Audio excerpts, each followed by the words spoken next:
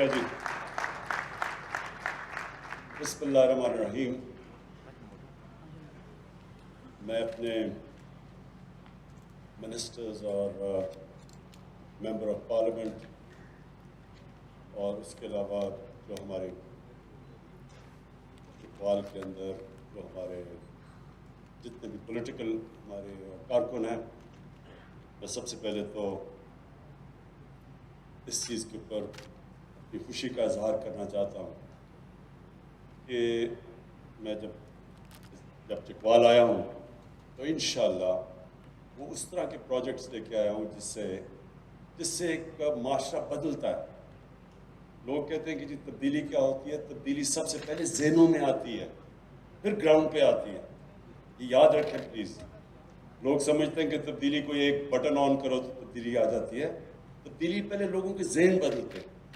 تو میں اس کے اوپر آنے سے پہلے، کیونکہ اس چیز کے اوپر بات کی گئی کہ چکوال اور یہ سارے علاقہ جہلم، چکوال، میاں والی، یہاں بہت زیادہ لوگوں نے پاکستانی فوج میں وہ گئے اور ان کی بڑی قربانیاں پاکستان کے لیے. تو اس لیے مجھے احساس ہے کہ جب میرے آنے سے پہلے ہمارے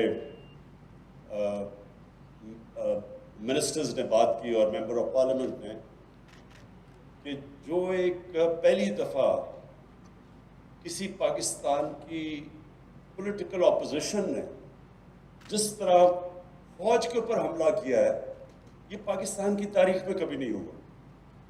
اس سے پہلے جنرل مشرف کے اوپر تنقید کی جاتی تھی، لیکن جنرل مشرف پولیٹیکل تھے، یعنی وہ ملک کے سربراہ بھی بن چکے تھے اور آرمی چیف بھی تھے. اس کے اوپر تو تنقید تھی.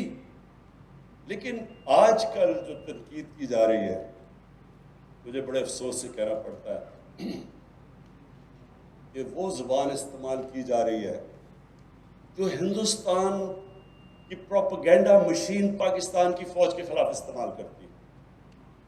ایک آپ کی پتہ نہیں کتنوں کی نظروں سے گزرا، یورپین یونین کی ڈس انفارمیشن لیب، انہوں نے انکشاف کیا کہ ہندوستان نے فیک سائٹس، میڈیا سائٹس بنائی ہوئی تھی کچھ 700، جس میں انہوں نے مرے ہوئے لوگوں کے نام پہ بھی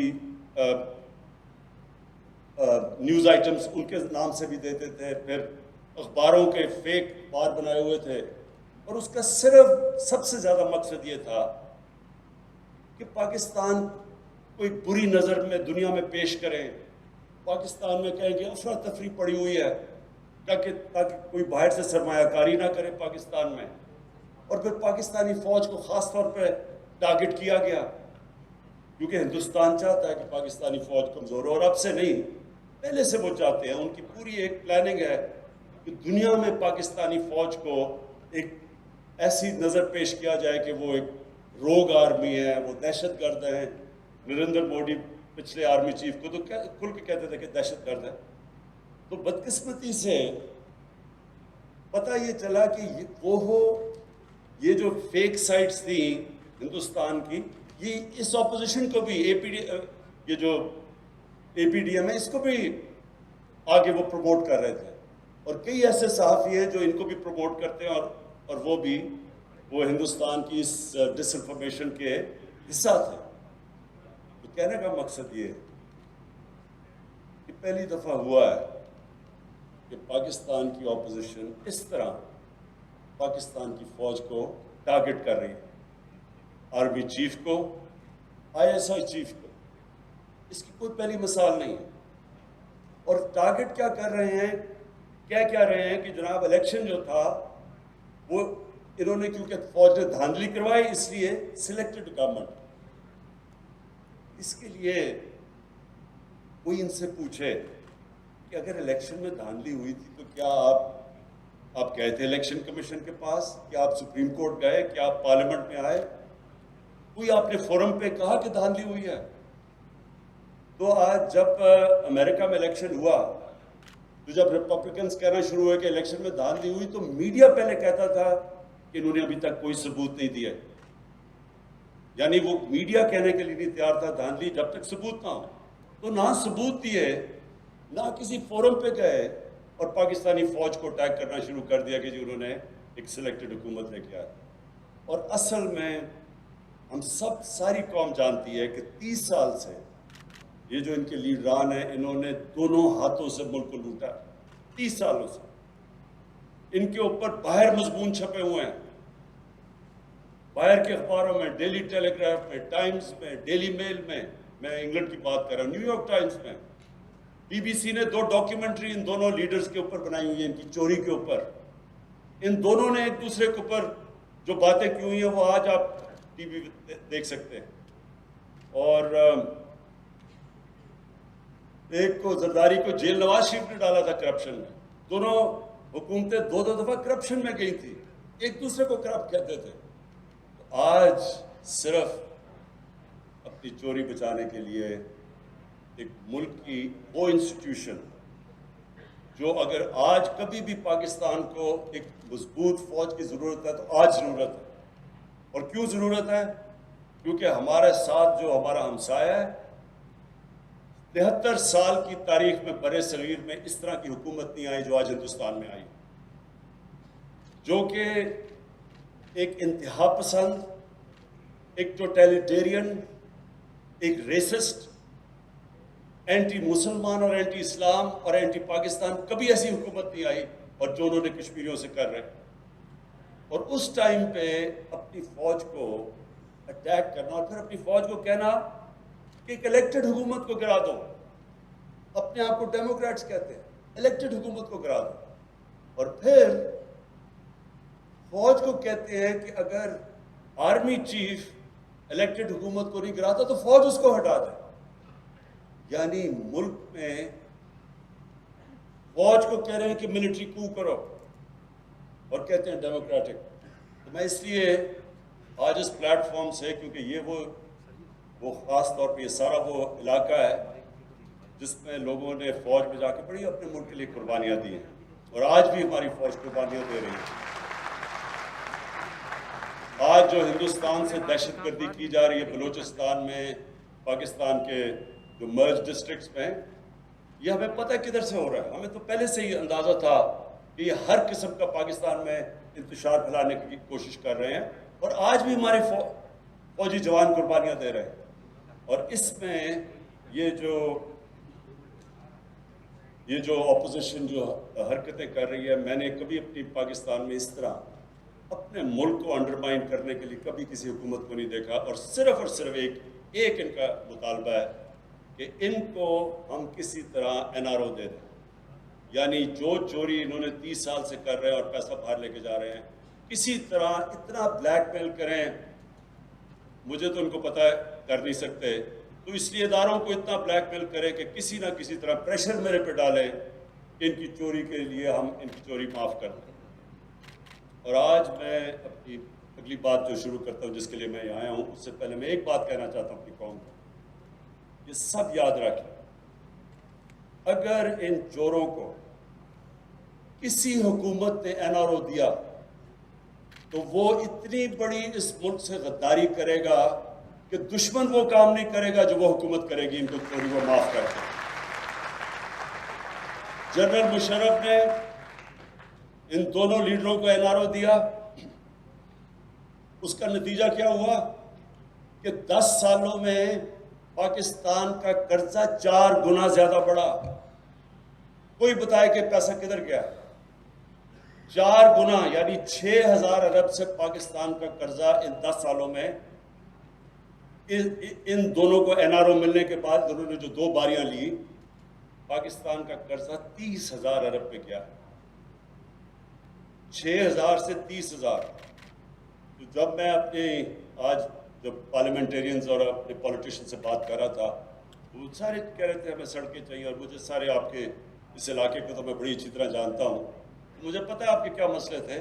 تو میں تب ان کو بتا رہا تھا کہ ایک حکومت جب ہم آئے تو جتنا ہم نے ٹیکس کا پیسہ اکٹھا کیا پہلا سال، اس کا آدھا چلا گیا ان کے لیے ہوئے قرضوں کی قسطیں ادا کرنے میں، آدھا چلا گیا. اور اب یہ جو دوسرا سال ہمارا گزرا ہے، پہلے سال میں ہم نے 2,000 ارب یعنی 4,000 ارب ٹیکس اکٹھا ہوا، 2,000 ارب قرضوں کی قسطیں دینی تھی ان کے لیے وہ قرضوں پہ، جو انہوں نے 4 گنا زیادہ قرضہ چڑھایا، اور دوسرے سال میں وہ قرضے بڑھتے جا رہے ہیں کیونکہ ان کے اوپر سود لگ رہا ہے، تو دوسرے سال 2,700 ارب ہمیں قرضوں کی قسطیں واپس کرنی پڑی. اس لیے جو پیسہ خرچ کرنا ہے اپنے لوگوں کے اوپر وہ ہمارے پاس کم رہ جاتا ہے. تو یہ ہوتا ہے جب کہ آپ ان لوگوں کو جو کرپٹ ہوتے ہیں، جب وہ آ کے ملک کی سربراہی کرتے ہیں تو وہ سارے ملک کا نظام تباہ کر دیتے ہیں، اوپر سے لے کے نیچے تک ایک نظام کو کرپٹ کر دیتے ہیں. آپ ایک تھانے دار کو کیسے کہیں گے یا ایک پٹواری کو کیسے کہیں گے چوری نہ کرے جب ملک کا سربراہ پیسہ چوری کر رہا ہے؟ آپ یہ کیسے کہیں گے یہ جو لوگ جیلوں میں بھرے ہوئے ہیں، یہ جو میرے سے مانگ رہے ہیں NRO دو، تو یہ بیچارے جو جیلوں میں غریب لوگ بھرے ہوئے ہیں ان کا پھر کیا قصور ہے؟ ان کے تو قصور ان سے بہت کم ہے. جو چوری انہوں نے کی اربوں روپے کی اور باہر جا کے بڑے بڑے محلوں میں بیٹھے ہوئے ہیں، وہ بیچارے جو جیلوں کے اندر پڑے ہوئے ہیں ان کی تو لاکھوں کی چوری ہوگی. اور اگر ان لوگوں کو سزا ہم نہیں دیتے تو مجھے یہ بتائیں کہ کیا ہم اپنے بچوں کو بتا رہے ہیں کہ طاقتور اس ملک میں جو مرضی کرے، وہ بلیک میل کر کے NRO لے لے اور صرف غریب آدمی کے لیے جیل ہے؟ اور اس لیے میں اپنی قوم کو بار بار یاد کراتا ہوں کہ نبی صلی اللہ علیہ وسلم نے کہا تھا کہ تمہارے سے پہلے بڑی قومیں تباہ ہوئیں جو طاقتور کو NRO دیتی تھی اور کمزور لوگوں کو بیچاروں کو جیلوں میں ڈالتی. اب جی میں چکوال کے اوپر آتا ہوں جس کے لیے آج میں یہاں آیا تھا. دیکھیں، جو مجھے یاسر آپ کی بات بڑی آج پسند آئی، صرف میں ایک جگہ اگری نہیں آپ سے کرتا کہ آپ نے کہا کہ انڈسٹریل ریولوشن جب آئی یورپ کے اندر تو مسلمان ملکوں کے اندر ہم نے تعلیم پہ زور نہیں دیا. یہ ایکچولی ٹھیک بات نہیں ہے. جب یورپ کے اندر انڈسٹریل ریولوشن آئی تو اس کی ایک اور بہت بڑی وجہ تھی، اس کے ساتھ ساتھ یورپ کے اندر ڈیموکریٹک موومنٹ بھی شروع ہو گئی، اور جو وہاں جب انڈسٹریل ریولوشن آئی تو ان کی جو لیڈرشپ تھی وہ میرٹ کے اوپر آنی شروع ہو گئی اور وہ اکاؤنٹیبل تھی، یعنی قانون کے نیچے تھی ان کی لیڈرشپ. ہوا کیا کہ مسلمانوں کا جو ہمارا سفر شروع ہوا مدینہ کی ریاست سے، وہ بڑے ڈیموکریٹک سٹرکچرز تھے. مدینہ کی ریاست کے اندر جو خلیفہ وقت تھا وہ اکاؤنٹیبل تھا. عام آدمی حضرت عمر سے پوچھا مسجد میں کہ جی بتائیں آپ نے یہ کپڑے، نئے کپڑے کدھر سے لیے؟ اور حضرت عمر نے جواب دیا. یہ نہیں کہا جس طرح بھی یہ فضل الرحمان نے کہا جی میں تو خود صادق امین ہوں، میں نے خود ہی فیصلہ کر لیا، میں صادق امین ہوں، میں جواب دے نہیں ہوں کسی کا. اور پھر 2 خلیفہ وقت جا کے عدالت میں کھڑے ہوئے، قانون کی بالادستی تھی، قانون اوپر تھا سب سے. اور ڈیموکریسی کی 2 چیزیں سب سے جس کی وجہ سے دنیا میں ڈیموکریسی آگے بڑھی، ایک قانون کی بالادستی اور دوسری میریٹوکریسی تھی. تو جو بادشاہ تھی، جو ہم پیچھے رہ گئے، ہم اس کے پیچھے رہ گئے کہ وہ جمہوریت کی طرف جانا شروع ہو گئے، اور ہم کدھر مدینہ کی ریاست میں جمہوریت، ہمارے پاس سارے جو سٹرکچر جمہوری تھے، ہم بادشاہت کی طرف جانا شروع ہو گئے. اور بادشاہت کے اندر 2 چیزیں ہوتی ہیں جو ایبسولوٹ کنگشپ جسے کہتے ہیں، اس میں نہ بادشاہ اکاؤنٹیبل ہوتا ہے اور دوسری چیز میرٹ نہیں ہوتی. جو ڈیموکریسی ہوتی ہے وہاں لیڈرشپ میرٹ پہ آتی ہے، جو بادشاہت ہے وہاں تو خون کے اوپر لیڈرشپ ہے. اب آپ یہ دیکھ لیں، دونوں بڑے بڑے جو اس ملک میں جنہوں نے 30 سال میں اس ملک میں چوری کی اور آج اربوں پتی ہیں اور باہر بھی پیسہ ان کا اور بچے بھی باہر ہیں، ان کے جو 2 بچے، اب ایک کا بیٹا ایک کی بیٹی اب جو یہ NRO کے جلسے کر رہے ہیں، تو ان سے کوئی پوچھے کہ آپ کی کوالیفیکیشن کیا ہے، کیا وجہ ہے کہ آپ دونوں پارٹیز کے سربراہ بنے ہوئے ہیں، کیا کیا آپ نے؟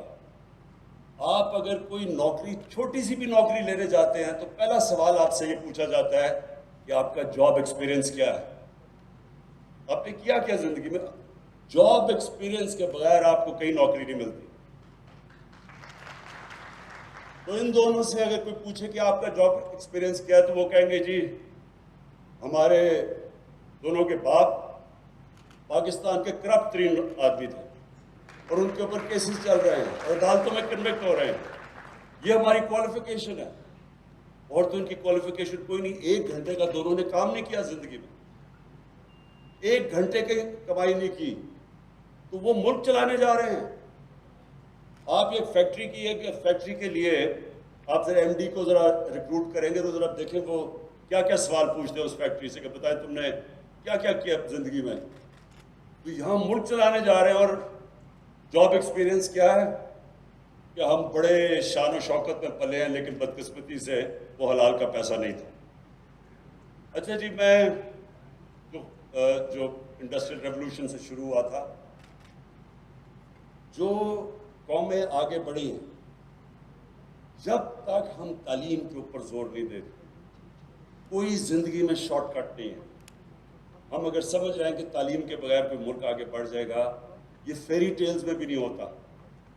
اس لیے نبی صلی اللہ علیہ وسلم نے جنگ بدر کے بعد ایجوکیشن ایمرجنسی ڈکلیئر کی.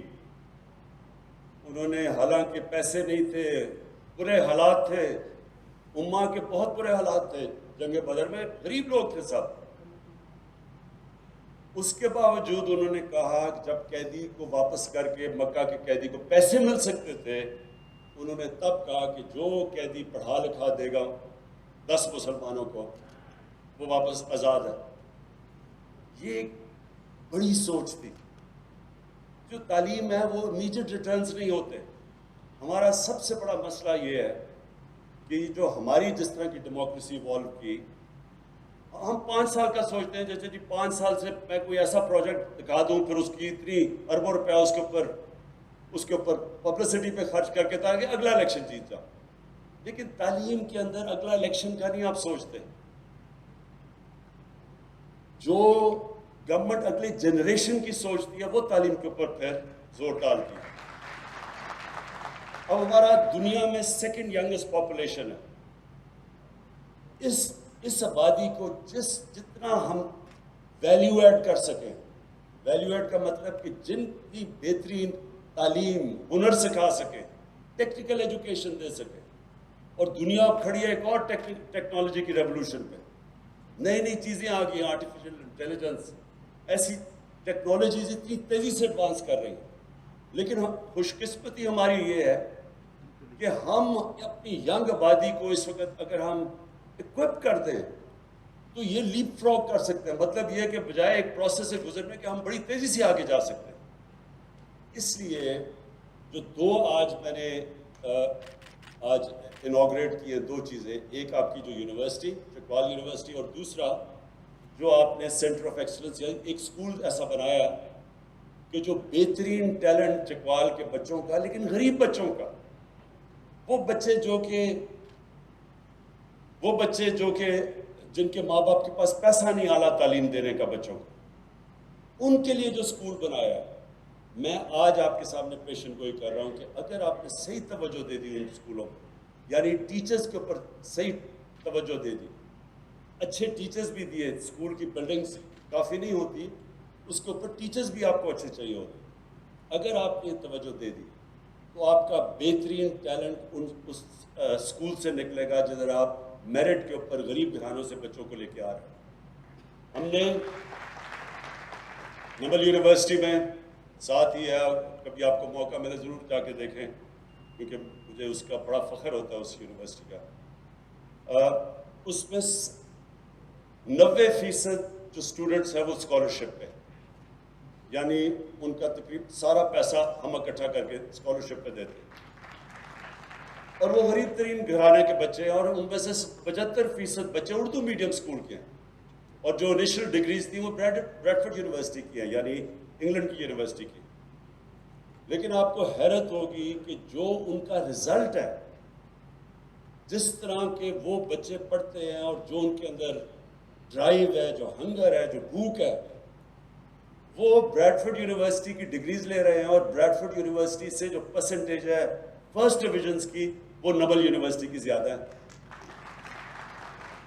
کہنے کا مطلب یہ ہے کہ جب آپ موقع دیتے ہیں ان کو جن کے اندر ایک آگ لگی ہوتی ہے کہ ہم کسی نہ کسی طرح زندگی میں اوپر جائیں, اور ان کو موقع دے دیتے ہیں اچھا تعلیم دے کے, اور پھر وہ یہ جب سوچتے ہیں کہ میں اپنے خاندان کو بھی اوپر لے جاؤں گا, اپنی فیملی کو بھی اٹھا دوں گا, اپنی زندگی بہتر کر لوں گا, وہ کئی دفعہ وہ اسکول جن کے اندر بچے پیسے والے گھروں کے آتے ہیں وہ مقابلہ نہیں کر سکتے. اور یہ نبل یونیورسٹی میں آپ دیکھ لیں کہ نہیں, وہ جو نبل یونیورسٹی کے اندر جس طرح کے بچوں کے اندر ڈرائیو ہے وہ نظر آتے ہیں ان کے رزلٹس میں. اور اس لیے یہ جو آپ نے ایک پہلے اسکول, میں سمجھتا ہوں کہ اسکول میں سے آپ کا بہترین ٹیلنٹ نکلے گا. دوسرا جو یونیورسٹی ہے یہ بڑی ضرورت تھی یہاں سارے علاقے کے لیے, کوالٹی کی یونیورسٹیز یہ جو آپ بنانے جا رہے ہیں, میں آپ کو مبارک بھی دیتا ہوں, اور آپ یقین دلاتا ہوں کہ پوری طرح انشاءاللہ میں آپ کی اس پہ سپورٹ کروں گا ہر تک اینڈ تک. اور پھر جو ہاسپٹل ہے یہ بہت ضروری ہے, یہ جو 500 بیڈ کا ہاسپٹل بنا ہے اس کی بڑی ضرورت ہے اس سارے علاقے میں. آبادی ہماری بڑھتی جا رہی ہے, ہمارے پاس اتنے ہاسپٹلز نہیں, نرسز نہیں, ڈاکٹرز نہیں. تو یہ جو آپ پہلا تو یہ قدم ہے کہ اس علاقے میں ایک ہاسپٹل کی بہت ضرورت تھی. یہ جو آپ نے 500 بیڈ کا ہاسپٹل بنایا اور یہ جو شروع کر رہے ہیں آپ, اس کے لیے پھر سے میں آپ کو ریپیٹ کرتا ہوں کہ پوری ہم سپورٹ دیں گے. لیکن میں آپ کو یہ بھی بتا دوں کہ جو پاکستان میں جتنے ہاسپٹل کی ضرورت ہے وہ گورنمنٹ نہیں بنا سکتی, اور اس کے لیے ہم نے ایک ایسا زبردست, اور میں دونوں پنجاب اور پختونخوا کی گورنمنٹس کو خاص طور پہ خراج تحسین پیش کرنا چاہتا ہوں کہ جو ہیلتھ کارڈ ہے, جو ہیلتھ کارڈ لے کے آئے ہیں یہ انشاءاللہ آپ دیکھتے رہے. میں آپ کے سامنے یہ بھی پیشن گوئی کرتا ہوں کہ 5 سال 6 سال 8 سال 10 سال تک, میکسیمم 10 سال تک یہاں کا جو ہیلتھ سسٹم ہوگا ہمارے سے بڑے امیر ترین ملکوں کا بھی وہ ہیلتھ سسٹم نہیں ہوگا جو پاکستان کا بننے جا رہا ہے. اور وہ کیوں؟ وہ اس لیے کہ ہیلتھ کارڈ میں ہر خاندان میں, اور فیصلہ ہوا ہے کہ اگلے سال کے اینڈ تک ہر پنجاب کا اور پختونخوا کا خاندان اس کے پاس ہیلتھ انشورنس ہوگی. اس کو کہتے ہیں یونیورسل ہیلتھ کوریج. یہ آپ حیران ہوں گے, میں پھر سے کہہ رہا ہوں, امیر ترین ملکوں کے اندر بھی یونیورسل ہیلتھ کوریج نہیں ہے. یہ جو کارڈ ہے ہیلتھ کارڈ, اس سے کیا ہوگا؟ اب تک کیا ہوتے تھے کہ اچھے پرائیویٹ ہاسپٹل صرف بڑے شہروں میں چلے جاتے تھے کیونکہ پیسہ تو بڑے شہروں میں ہے, تو چھوٹے شہروں میں پرائیویٹ ہاسپٹل بناتا ہی کوئی نہیں تھا. اب ہم پرائیویٹ ہاسپٹلس کو انکریج کر رہے ہیں, انشاءاللہ ان کو سستی زمینیں دیں گے ہاسپٹل پرائیویٹ سیکٹر کو آنے میں. ساری ان کی جو اکوپمنٹ پاکستان میں ہیلتھ ہاسپٹل کی اکوپمنٹ پاکستان میں نہیں بنتی, ساری وہ ہم ان کو ڈیوٹی فری اجازت دیں گے باہر سے امپورٹ کرنے کی. اور اس کے بعد ہیلتھ کارڈ کی وجہ سے جب عام ہر گھر کے پاس ایک ہیلتھ کارڈ آ جائے گا گھرانے میں, تو کوئی بھی جا کے, اور ہیلتھ کارڈ میں آپ کسی بھی ہسپتال میں جا کے اپنا علاج کروا سکتے ہیں. یہ نہیں کہ صرف گورنمنٹ ہاسپٹل, کسی بھی پاکستان کے ہسپتال میں ہیلتھ کارڈ سے آپ اپنا علاج کروا لیں گے. اس سے یہ ہوگا کہ غریب ترین علاقوں کے اندر جب سب لوگوں کے پاس ہیلتھ فیملیز کے پاس ہوگا تو پھر پیسہ کا تو مسئلہ نہیں ہوگا. اس سے انشاءاللہ پورا ہم اپنا ایک ہیلتھ سسٹم کھڑا کریں گے پاکستان, جو کہ سارے علاقوں کو کور کرے گا, غریب علاقوں کو بھی. اور یہ میرا ایک, مجھے انشاءاللہ جب لوگ کہتے ہیں کہ کیا, میرے سے پوچھتے ہیں کہ آپ کے جب 5 سال پورے ہوں تو آپ کیا چاہیں گے کہ پاکستان میں کیا چیز ہوگی تو آپ سمجھیں گے آپ کامیاب ہو.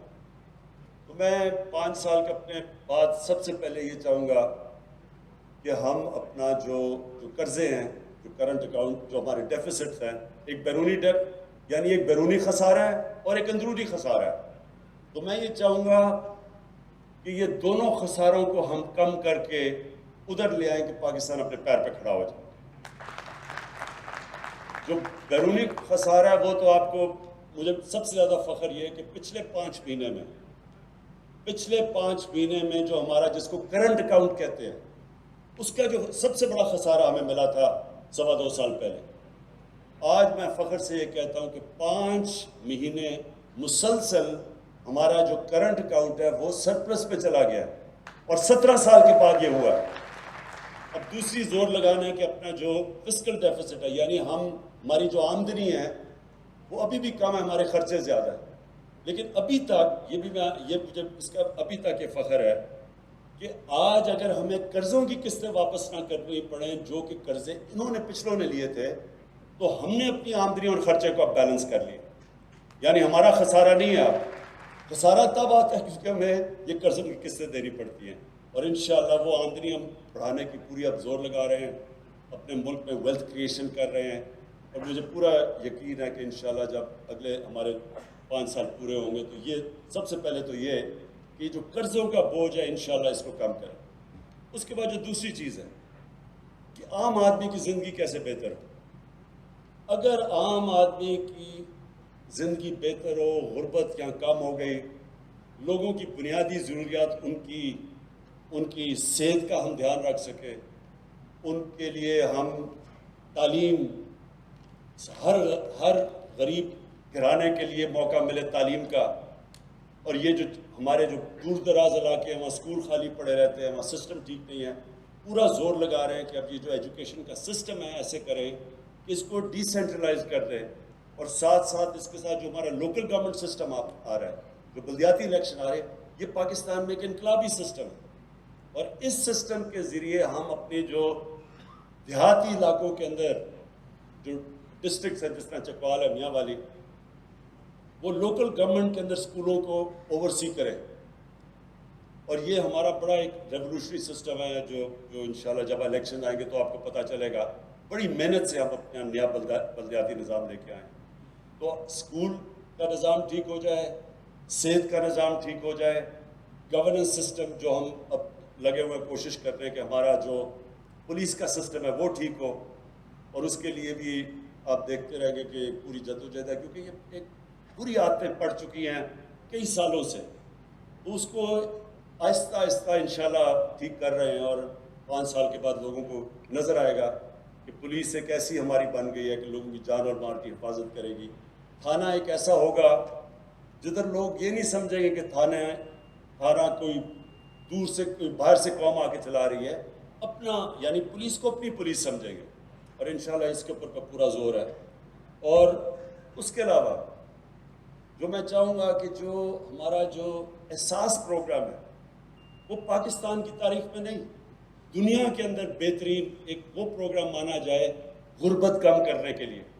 ہم ایک بڑی یہ جو ابھی بھی ہمارا احساس پروگرام جو کرونا کے دور ہم نے جس طرح پیسے بانٹے غریب لوگوں کے اندر، یہ تو دنیا بھی ابھی سمجھتی ہے، اس کی خراج تحسین پیش کرتی ہے پاکستان کو کہ بہترین طریقے سے، شفافیت سے، اور بڑے تھوڑے وقت میں اتنا زیادہ ہم نے پیسہ بانٹا غریب لوگوں میں، جس سے بچ گئی ہماری عوام لاک ڈاؤن میں جو تباہی مچی تھی۔